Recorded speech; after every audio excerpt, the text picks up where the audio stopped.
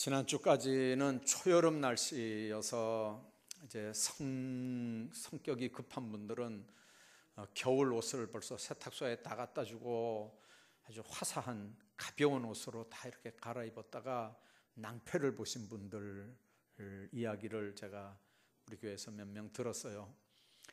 그러니까 한 템포 늦게 가는 것도 괜찮습니다. 이 날씨가 금방 초여름 갔다가 금방 또 초겨울 갔다가 막 이러니까 이 무슨 옷을 입어야 될지 갈피를 못 잡잖아요. 옷은 몸을 위해서 입는 거고, 옷은 이 온도에 맞춰서 입어야 되는 거니까 이제 겨울 옷을 입어야 되는지 봄 옷을 입어야 되는지 헷갈릴 때가 있어요. 저도 기도원 갈 때 여기서는 한 초여름인데, 그래서 초여름 옷을 입고 가면 그 산골은 얼마나 추운지 몰라요. 그래서 아예 여기서 그냥 한 겨울 옷을 이렇게 두껍게 입고 가야 갈 때는 좀 힘든데, 그 기도원에서 몇 시간 있는 동안에는요 거기 온도하고 딱 맞아요. 왔다 갔다 하는 건 힘들어도 그 기도원은 보통 한 3, 4도 정도는 낮은 것 같아요. 여러분들, 성경에서 옷은 뭘 의미하냐면 성도들의 행실이다 이렇게 말씀해요. 어떤 옷을 입어야 되느냐를 이야기할 때 성도들은 하나님께서 주신 은혜의 옷을 입으라는 거죠. 왜 주님께서 우리에게 말씀하면서 죄와 옛사람의 옷을 벗어버리고 거룩함과 그리스도 안에 있는 옷을 입으라고 말씀하냐면, 우리가 새 사람이기 때문에 그렇다는 거예요. 겨울이 지나고 초여름이 돼서 옷을 바꿔 입으란 말이 아니고, 옛날에는 죄인이었으니까 죄인의 옷을 입었지만 수이죠. 아니요, 그 감옥에서 입는 거 번호 붙인 거 그것도 수이라 그러나요? 그런데 지금은 자유인이니까 자유인이 입는 옷을 입으라는 얘기죠. 하나님의 백성들이 옛사람을 벗어버리고 새 사람의 옷을 입어야 된다는 말씀이 바로 그겁니다. 오늘 3장 12절 한번 보십시오. 너희는 하나님이 택하사 거룩하고 사랑받는 자처럼. 옛날에는 택함을 받았는지 안 받았는지도 몰랐죠. 옛날에는 사랑을 받았는지 안 받았는지도 몰랐죠. 옛날에는 거룩 안 했죠. 자, 그런데 이제는 하나님이 택하셨고 거룩하고 사랑받는 자니까 그런 신분에 맞도록 긍휼과 자비와 겸손과 온유와 오래 참음을 옷 입고, 그렇게 말씀합니다. 근데 헬라어가 그냥 옷 이렇게 하면 잘 몰라요. 근데 이건 뭘 의미하는 옷이냐면요, 속에 입는 옷을 얘기하는 거예요. 속옷. 그러니까 몸하고 딱 붙는 옷이 속옷이잖아요. 그 속옷을, 몸하고 딱 붙는 그 옷을 뭘로 하냐면 사랑받는 자처럼 옷 입으라는 거죠. 긍휼의 옷, 자비의 옷, 겸손의 옷, 온유의 옷, 오래 참음의 옷. 자, 그리고 뭐라고 그럽니까? 누가 누구에게 불만이 있거든, 옛날 성경에는요 혐의가 있거든 이랬어요. 불만이 있거든 서로 용납하여 피차 용서하되 주께서 너희를 용서하신 것 같이 너희도 그렇게 용서하고 이 모든 것 위에다 사랑을 더하라. 이는 온전하게 매는 띠니라. 그래서 옷 입는 걸 얘기했어요. 속옷은 지금 있는데 중간 옷, 그거는 뭐냐면 누가 누구에게 불만이 있거든 서로 용납하여 피차 용서하되 주께서 너희를 용서하신 것 같이 너희도 그리하고, 이게 바로 겉옷이에요. 그리고 제일 끝에 하는 게 뭐냐면 온전하게 매는 띠니라.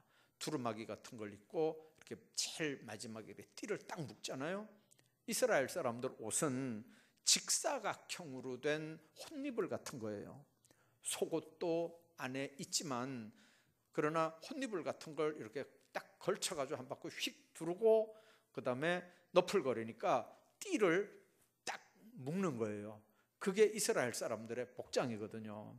밤에는 띠만 풀으면 그 겉옷은 직사각형으로 된 거니까 다시 풀어가지고 이렇게 깔기도 하고 그걸 이렇게 반을 겹쳐가지고 덮기도 하고, 이제 밤에는 이불이고 이제 낮에는 걸치고 띠만 딱 두르면 옷이고, 이제 그게 이스라엘 사람들 옷이거든요. 자, 그러니까 하나님께서 우리에게 하는 얘기는 뭐냐면, 바울을 통해서 이 골로새 교회에 하는 말씀을 통해서 지금 우리가 받아야 되는 교훈이 뭐냐면, 옛날에 예수 믿기 전에 구원받지 않았을 때처럼, 거룩하지 않았을 때처럼, 사랑받지 않았을 때처럼 그렇게 행동하지 말고, 그런 옷을 입지 말고, 이제는 신분이 바뀌어졌으니까 옛날에 죄인들이 입던 옷 같은 거, 그런 거 입지 말고 이제는 자유함을 얻은 하나님의 사람들이니까 자유함을 얻은 사람들이 입는 그런 옷을 입으라는 거죠. 그 이유가 뭡니까? 우리는 하나님의 사랑을 받은 하나님의 자녀들이라는 거죠. 여러분들, 하나님이 왜 우리를 선택했습니까? 하나님이 우리를 선택한 건 신령한 은혜를 주려고 선택했다는 거죠. 하나님께서 우리에게 신령한 은혜, 신령한 복을 주려고 선택했다는데, 그 신령한 복이 구체적으로 뭡니까? 한마디로 말하면 죄인이 예수 믿어서 구원 얻는 복입니다. 구원 얻는 복. 한국 교회가 이제 숫자는 많아졌죠. 4명 모이면 1명이 이제 기독교인이라고 이야기할 정도가 됐고, 우리 한국 국민 전체 중에 이단도 다 포함되긴 했지만, 기독교인 숫자가 우리 한국 종교인 숫자에서 제일 많아졌어요. 1등 종교가 지금 기독교입니다. 그러니까 얼마나 좋습니까?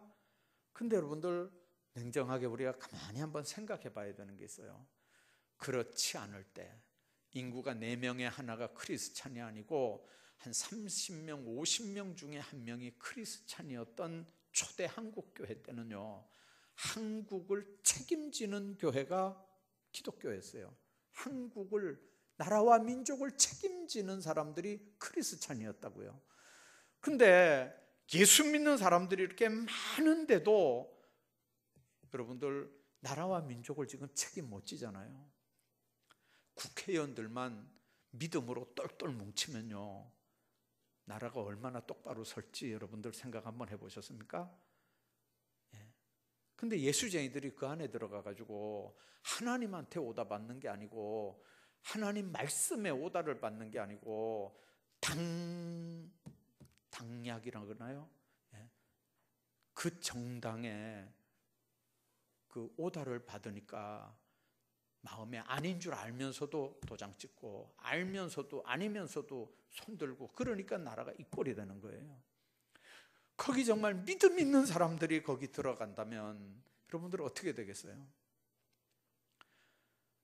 그래서 앞으로는요, 장로라고 찍어주자 이렇게 하면 안 돼요. 장로라고 뭐 하자 이렇게 하면 절대 안 돼요. 정말 여러분들이 이제 몇 달 안 남았지, 한 2달밖에 안 남았지만 정말 정신 차리고 기도하면서 정말 찍어야 되지, 옛날처럼 우르르 몰려들은다고 찍어라 이렇게 찍는 거는 큰일 나요. 아무튼 그때는 예수 믿고 천당이었어요. 전도하는데도 그랬어요. 예수 믿고 천당, 다른 건 사실 없었어요. 그때는 예수 믿고 구원받아 천국 백성 되자는 게 전도의 핵심이었어요. 그때는요, 다 먹고 살기가 어렵고 힘들고 교회들이 다 약해도요, 아주 뜨거웠어요. 왜 그러냐면 예수 믿고 천당, 오리지널 복음이었어요. 그게 이제 언제부터 이 교회가 전도하는데도요, 교회 한번 와봐, 이거는 전도가 아니거든요. 근데도 그걸 전도라고 가르치기 시작했어요. 한국 교회가. 교회 한번 와봐, 그게 무슨 전도예요? 그런데 한국 교회가 언제부터 그걸 전도라고 가르치기 시작했어요? 여러분들 교회 한번 와봐. 이거는 전도 아니에요. 예수님이 당신 죄를 위해 십자가에 못 박혀 죽었으니까 예수 믿고 구원받아라. 예수 믿고 천국 가야 된다. 지금 이렇게 살면 지옥 간다. 이걸 가르쳐줘야 오든지 말든지 하나님께서 그 다음에 알아서 하는 일이고, 우리는 똑바로 전하면 말씀이 좌우의 날선 어떤 검보다 예리해서 십년과 골수를 찔러 쪼갠단 말이에요. 역사는 하나님이 하는데 자기가 설득시켜가지고 그 사람 변화시킬 것처럼 책임지니까 하나님의 교회가 숫자는 늘어나는데 껍데기들만, 알곡들만 꽉 찬 한국 교회가 돼가지고 아무 능력도 없는 교회가 돼버리잖아요. 여러분들, 왜 하나님이 우리를 선택했습니까?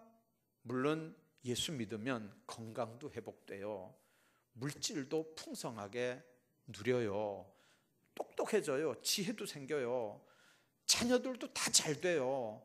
그러나 그거는요, 절에 다니는 사람도 똑같이 하는 소리라니까요.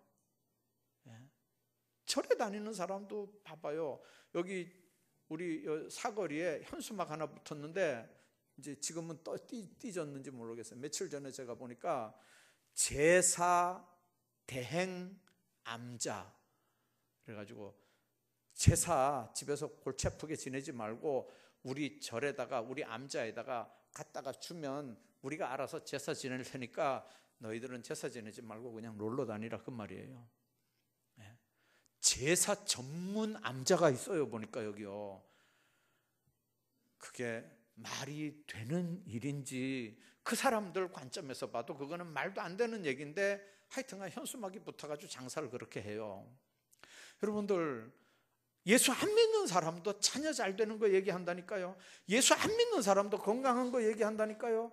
예수 안 믿는 사람도 얼마든지 뭐 좋은 일 있다고 얘기해요. 그러나 그들에게 없는 게 뭔지 아세요? 천국 없잖아요.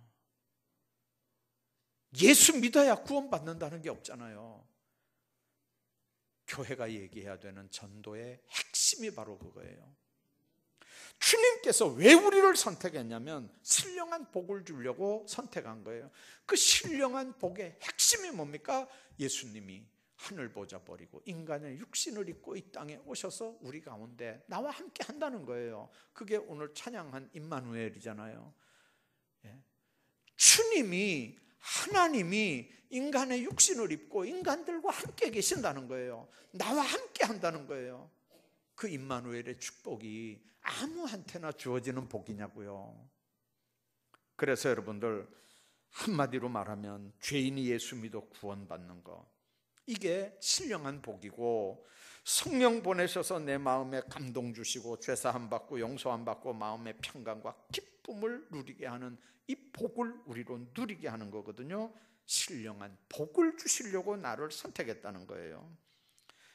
여러분들, 우리를 거룩하게 하기 위해서 주님은 그렇게 하는 거거든요. 이 거룩하다는 말이 헬라어는 하기오스, 그렇게 얘기를 해요. 이 하기오스라는 말이 뭔 말이냐면 끝에가 이렇게 어미 변화를 해서 오스 뭐 이렇게 바뀌어요. 자, 그런데 그 하기오스라고 하는 말, 구별한다, 다르다, 그 말이에요. 성전은 아무리 작은 학고방 같은 성전이라도 다른 건물하고는 다른 거예요. 여러분들, 주일은, 성일은 다른 날하고 24시간 똑같아도 다른 날하고 다른 거예요. 성도들은 생긴 건 다 똑같이 생겨도 다른 사람들하고는 다른 사람들이에요. 그래서 구별된 집, 구별된 날, 구별된 무리라는 게 성전, 성일, 성도라는 말이거든요. 하나님이 우리를 왜 택했다고요? 신령한 복을 주시려고. 신령한 복은 누가 받는 거라고요? 거룩한 사람들이 받는 거예요. 초대교회부터 시작해서 교회사를 보면 예수 믿는 사람들이 참 미움도 많이 당했고 핍박도 박해도 많이 당했습니다. 때로는 죽임도 당했고요. 자, 왜 그랬을까요? 자기들이 볼 때는 자기들하고 우리가 달라서 그래요. 세상 사람들은 서로 미워하는데 예수쟁이들은 안 미워하거든요. 세상 사람들은 어둡게 사는데 예수쟁이들은 상황은 그렇지 않음에도 불구하고 밝게 산단 말이에요. 그러니까 예수쟁이들하고는 자꾸 비교가 되니까 아주 이게 거추장스럽습니다. 세상 사람은 예수 믿는 사람을 싫어하고 미워하고 결국 핍박을 합니다. 근데 오늘은 어떻습니까? 예수 믿는 사람들, 세상 사람들이 싫어하거나 미워하거나 뭐 핍박하거나 그렇습니까? 우리 한국이 지금 박해하지 않습니다. 예수 믿는다고 여러분들 누가 잡아 죽이려고 합니까? 안 합니다. 왜 그렇습니까? 예수 믿는 사람들이 원체 숫자가 많아서 그런가요? 예수 믿는 일이 보편적이라서 그런가요? 아니에요. 거룩하지 못해서 그래요. 거룩하지 못해서. 아니, 거룩하지 않아서 그래요. 무슨 말이냐면 자기들이 시기 질투할 이유가 없이 자기들하고 너무 똑같은 거예요. 배 아파할 이유가 없어요. 구별된 게 없어요. 자기들하고 너무 똑같으니까 핍박할 이유가 없어요. 그러니까 이제는 예수 믿는 사람이라고 핍박하고 죽일 이유가 없다는 거죠. 아주 좋은 일이죠. 그런가요? 잘된 일이죠. 그런가요? 이게 뭐냐면 세상이 믿는 사람의 기준으로 향상이 돼서 그러냐면 그게 아니고요. 믿는 사람이 세상 사람 기준으로 평가절하가 돼서 그래요. 얼마나 부끄러운 일인지 모릅니다. 세상 사람들이 믿는 사람을 조소하고 비방을 합니다. 여러분들 겉에서는 아이고 집사님 이래도 속으로 돌아가면요 얼마나 욕하는지 아세요? 저런 게 예수쟁이라고. 여러분들 하나님이 우리를 택하신 목적이 뭐냐면 우리를 거룩하게 해서 우리로 하여금 많은 사람들에게 영광을 드러내고 빛된 삶을 살고 예수 그리스도의 향기를 바라는 편지 같은 그런 삶을 살라는 거거든요. 여러분들 그게 하나님의 은혜인 줄로 믿습니다. 그래서 오늘 주님이 우리에게 신령한 복들을 여러 가지 얘기를 합니다. 인류조상 아담이 에덴 동산에서 범죄를 했습니다. 명령을 어기고 죄를 범한 후에 누가 뭐라고 한 것도 아닌데 두려워서 하나님이 두려워서 동산 나무 뒤에 숨었다고 그랬습니다. 그때 하나님이 나타나서 누가 너에게 벗었음을 얘기했느냐? 그러면서 하나님이 아담 하와하고 말싸움해서 뭐 하겠어요? 그냥 짐승 가죽으로 이렇게 옷을 만들어서 아담 하와에게 입히는 모습을 우리가 봅니다. 뭔가 양이 죽었든지 무슨 짐승이 죽었든지 이미 하나 죽은 거거든요. 그 사건이 창세기에 처음 나타나는 예수 그리스도의 그림자입니다. 죄로 말미암아 하나님 앞에 원수가 되고 하나님과 불화가 된 상태를 회복시키는 방법은 예수 그리스도의 십자가 사건밖에 없는 걸 창세기 3장 5절 이하에서 이미 말씀하는 거예요. 그래서 예수 그리스도는 십자가를 지심으로 하나님과 우리 사이에 막힌 담을 허시고, 그리고 하나님은 우리를 보아서가 아니라 죽으신 예수 그리스도의 보혈 때문에 우리를 용서하는 겁니다. 지금도 이 원리는 계속되는 거거든요. 하나님의 선택함을 받고 하나님을 위해 거룩하게 구별되고 하나님의 사랑을 받고 하나님의 죄사함을 받았습니다. 그래서 하나님의 놀라운 은혜를 받았다면 이제는 옛날처럼 죄인의 옷을 입지 말고 하나님의 자녀된 옷을 입으라는 게 오늘 우리가 읽은 말씀입니다. 바울은 몇 가지 말씀을 하는데 오늘 본문에 있는 말씀 12절에 그랬습니다. 긍휼과 자비와 겸손과 온유와 오래 참음을 옷 입어라. 5가지 얘기를 합니다. 긍휼의 옷을 입으라는 거죠. 그리스도인이 마땅히 가져야 될 덕목이 뭐냐면 불쌍히 여기는 겁니다. 예수님께서 산상복음에서 5번째로 하신 말씀이 긍휼히 여기는 자가 복이 있다. 그런 사람이 긍휼히 여김을 받는다. 그렇게 말씀합니다. 여러분들, 긍휼이라고 하는 건 하나님의 속성 가운데 하나입니다. 예수님이 고난당할 때 그 권능으로 얼마든지 조롱하고 침뱉고 욕하고 하는 걸 여러분들 눈만 한번 이렇게 째려봐도, 예수님이 마음만 먹고 한번 이렇게 바라봐도 얼마든지 여러분들 그 사람들 다 어떻게 할 수 있는 분이잖아요, 그분은. 그럼에도 여러분들 긍휼을 베푸시는 거예요. 그 사람들이 불쌍히 보이는 거예요. 성급히 칼을 휘두르는 베드로를 오히려 꾸짖기까지 하면서, 예수님은 죄인들의 죄를 알고 계셨고 그들의 죄를 지적했지만 끝까지 긍휼을 베푸는 거죠. 그게 하나님의 속성이에요. 예수 믿는 사람들은요, 그 속성이 여러분들 가운데 있어야 되는 줄로 믿습니다. 어떤 분이 그래요. 도저히 이건 용서가 안 된다. 그 말은 뭔 말이냐면, 아직도 주님의 속성이 나를 장악하고 있지 않거나 아직도 내가 장악당하지 못하고 있다. 그런 말이에요. 그분이 나를 꽉 장악하면 나는 도저히 이게 용서가 안 되지만, 그러나 그분이 나를 장악하고 있으면 용서할 수밖에 없어요. 그게 하나님의 사랑, 하나님의 은혜 아래 있는 사람인 줄로 믿습니다.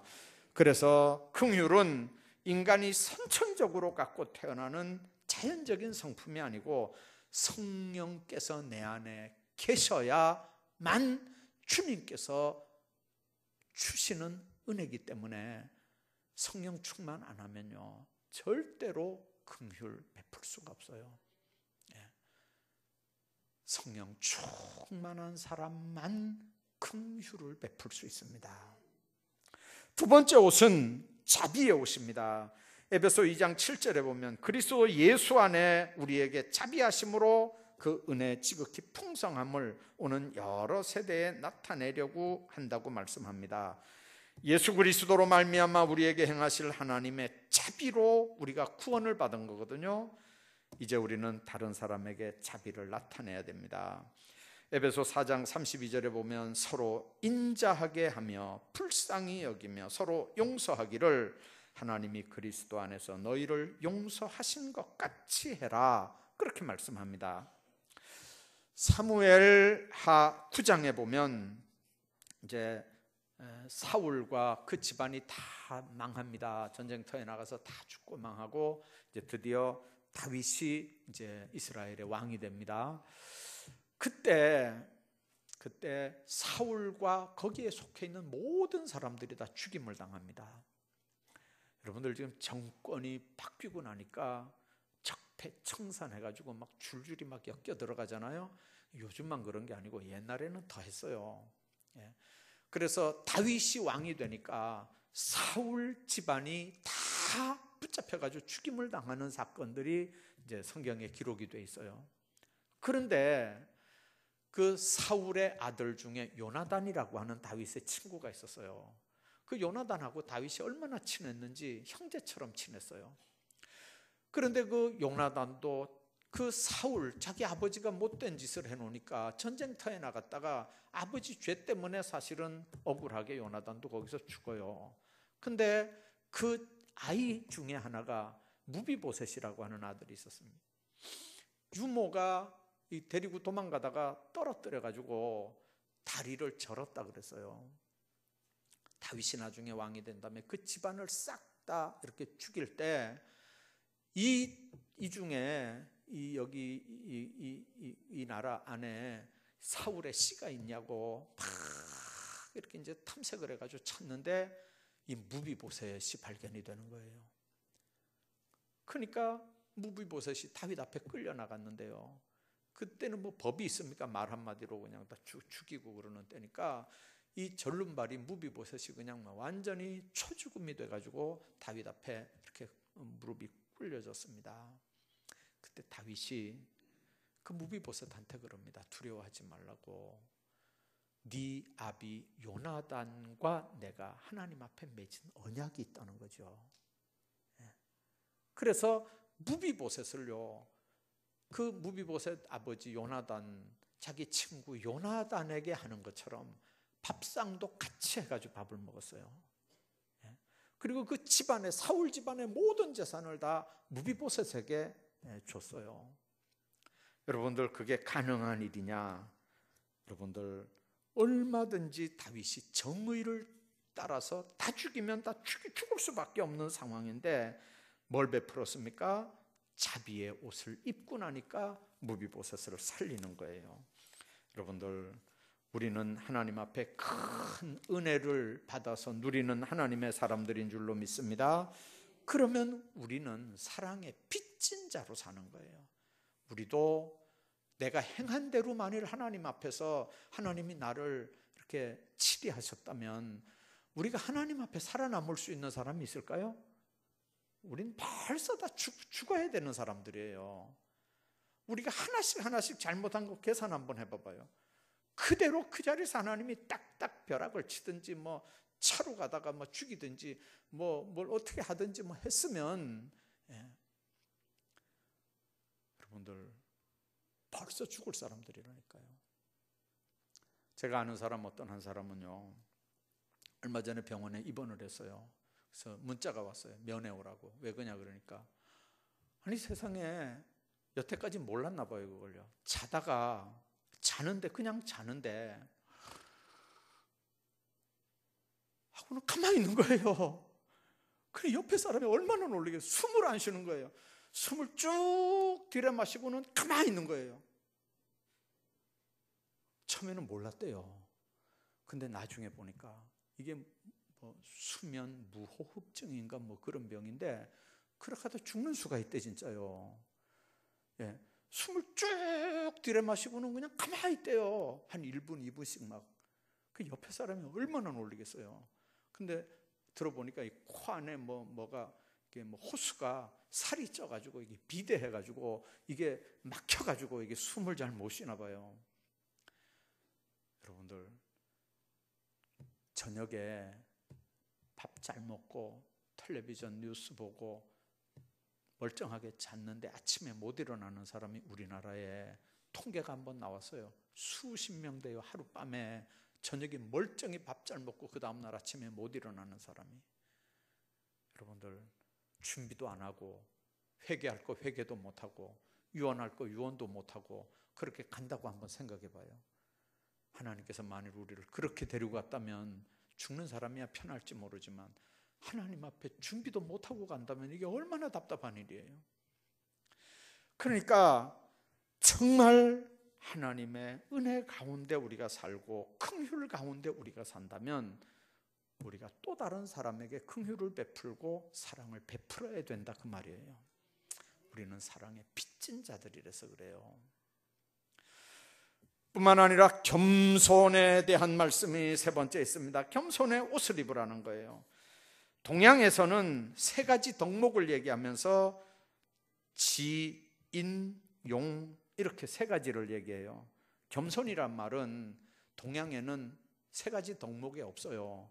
서양에도 네 가지, 그 중에 절제를 하나 더 집어넣어서 네 가지 덕목을 얘기하지만 서양에도 겸손은 없어요. 그런데 성경에서 제일 먼저 겸손을 가장 귀한 덕목으로 지금 얘기하는 겁니다. 가르치는 것만이 아니고 예수님이 직접 행동으로 그걸 보여주셨죠. 잡히시기 전날 밤에 수건으로 허리를 동이고 친히 대야에 물을 떠서 제자들 발을 씻겨주면서 종이나 하는 일을 선생이 돼가지고 제자들 발을 씻겨주면서 겸손의 도를 보여줬습니다.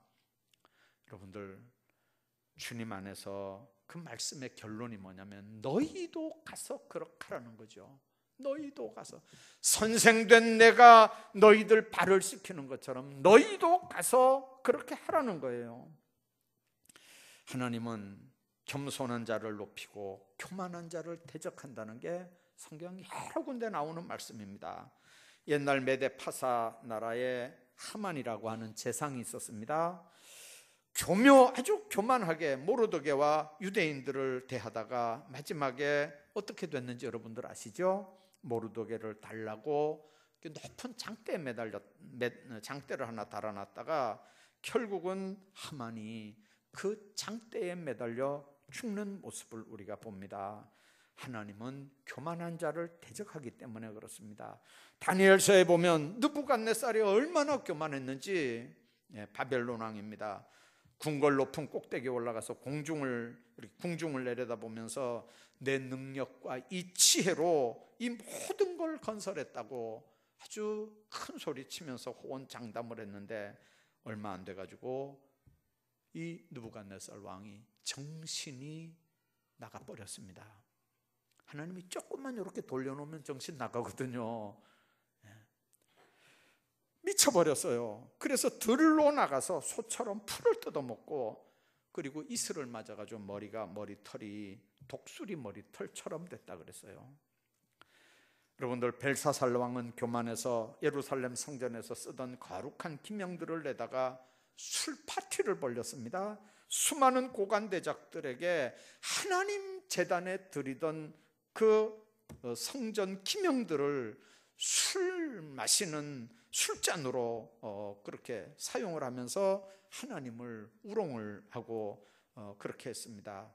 그런데 그날 밤 이렇게 손에 글씨가 써지고 벽에 이렇게 손가락이 나와서 글씨가 써지더니 그날 저녁에 메데-파사 연합군에 의해서 벨사살 왕은 죽임을 당하고 맙니다. 예를 들자면 시간이 모자랍니다. 하나님은 교만한 자를 물리치고 겸손한 자에게 은혜를 베푼다는 겁니다. 겸손한 사람은 자기 자랑하지 않습니다. 자기를 나타내지도 않습니다. 불평하거나 원망하지도 않습니다. 어디로 가든지 받은 은혜가 감사해서 늘 감사하고 봉사하고 헌신하고 충성합니다. 그 마음에 늘 평강이 있는 걸 봅니다. 어제도 어떤 분 이렇게 복도에서 일을 하면서 그래요. 왜 이렇게 마음이 평안한지 모르겠다고, 왜 이렇게 마음이 기쁜지 모르겠다고 그래요. 상황은 기쁠 수 있는 상황이 전혀 아닌데, 여러분들 남과 비교해 봐봐요. 그렇게 잘 사는 것도 아니고 남하고 비교해 보면 감사거리가 없는데, 그런데 교회 와서 이렇게 일하면서 누리는 그 기쁨과 평강이 너무 충만하니까 내가 이렇게 내가 이렇게 감사하고 평안할 수 있는 이유가 도대체 뭔지 모르겠다 그래요. 그게 뭔지 아세요? 하나님이 그 속에서 평강 주시기 때문에 그래요. 하나님에게 장악당하면 하나님께서 그렇게 평강 주시는 줄로 믿습니다. 그렇게 겸손하게 쓰시는 줄로 믿습니다. 여러분들, 온유도 마찬가지입니다. 여러분들, 주님이 나는 온유하고 겸손하니까 내 멍에를 메고 내게 와서 배우라고 말씀합니다. 온유한 사람은 절대로 자신의 유익을 구하지 않습니다. 자신의 유익을 구하지 않으면 그러면 손해보고는 삶으로 끝나느냐? 아니죠. 하나님 앞에 온유하고 겸손하면서 자기 유익을 구하지 않으면 나머지는 하나님이 책임져 주시는 줄로 믿습니다. 뿐만 아니라 오래 참음의 옷을 입어야 된다는 거죠. 잘 참지 못하는 사람들은요, 충동적으로 말합니다. 충동적으로 행동합니다. 자제력이 부족합니다. 여러분들, 싸울 때 아무리 자기가 옳아도, 싸울 때 아무리 자기가 똑바라도, 그러나 분명한 건 하나님께서 하나님의 사람들을 축복할 때 어떻게 하시냐면 겸손하게 잘 참고 그렇게 하는 사람들이 나중에는 이겨요. 어떨 때 노회 참석해서 이렇게 보면요, 하여튼간 이 몇 도시, 구미, 상주, 김천, 점촌 뭐 이렇게 몇 도시 중에 제일 똑똑한 사람들은 거기 다 모인 것 같아요. 이 발언할 때 보면요, 목사님들도요 얼마나 똑똑한지 몰라요. 이야, 말을요 얼마나 조리 있게 말 잘하는지 몰라요. 정말 부러울 정도로 그렇게 말 잘하는지 몰라요. 이야, 진짜 말 잘해요. 근데 대체로 보면 그렇게 말 잘하는 사람들 교회는요 별로 부흥이 안 되더라고, 이상하게요. 근데 그렇게 똑똑한 사람들, 한쪽에서 이렇게 합시다, 한쪽에서 이렇게 합시다, 한쪽에서 이렇게 합시다, 이렇게 하면 시끄러워가지고요 막 한참 시간이 막 지나가요. 그런데 제일 끄트머리에 어떤 사람 하나가 쓱 나와가지고 요렇게 딱 종합해가지고 한마디 딱 하면요, 그 다음에 그냥 박수치고 끝나는 거예요. 그러니까 앞에 고함 지르고 뭐 이렇게 하던 사람이 그냥 머쓱해서 그냥 쑥 들어가요. 여러분들, 참는 게, 오래 참는 게 얼마나 지혜로운지 몰라요. 여러분들, 주님 안에서 이렇게 지금까지 5가지 말씀드렸는데, 이거는 그리스도의 몸된 교회가 조화를 이루기 위해서 꼭 필요한 거예요. 그래서 13절에 누가 누구에게 불만이 있거든 서로 용납하여 피차 용서하되 주께서 너희를 용서하신 것 같이 너희도 그리하고 이 모든 것 위에 사랑을 더하라. 이게 온전하게 매는 띠다, 그렇게 말씀합니다. 만일 주님께서 십자가에서 우리를 용서하지 않았다면 우리는 아직까지 진노 아래에 있을 거고요, 우리는 아직까지도 마귀에게 끌려다니는 삶을 살 수밖에 없습니다. 그런데 그 마귀의 손아귀에서 주님이 우리를 빼내주시고 이제는 하나님의 자녀로 은혜 가운데 살게 하신 걸 생각하면요, 이 풍성한 은혜가 얼마나 하나님 앞에 크냐고 말이에요. 그러니까 용서받은 걸 생각하고 마귀의 그 손아귀에 있었던 때를 생각하면 여러분들, 다른 나에게 못된 짓을 하는 사람들을요 얼마든지 용서해야 될 거 아니에요. 주님 안에서 우리 죄악이 용서받았다면 나를 향해서 못된 짓 하는 사람을 용서하라는 게 그게 성경의 가르침이란 말이에요. 그래서 주님은 풍성한 은혜를 우리에게 넘치도록 부어주시는 겁니다.